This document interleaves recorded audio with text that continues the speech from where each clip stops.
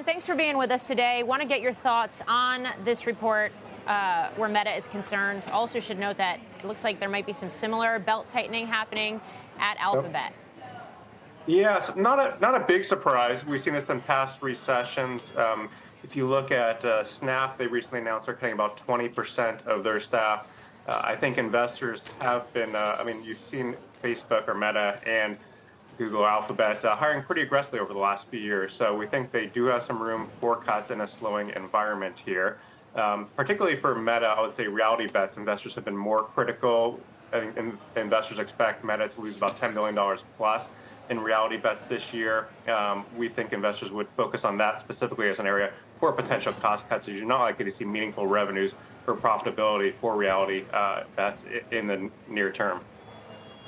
So just looking at your coverage universe, whether it is a Meta or an Alphabet or some of the other tech and software names and consumer-facing names that you do cover, it seems like a 1-2 punch right now, the macro environment. You got the higher interest rates that are eventually going to slow the economy, likely ding corporate earnings, something we were talking about just a few minutes ago. And then the second punch, that they're also going to constrain prices that investors are willing to pay for a slice of company profits, which is what we are seeing in the market already.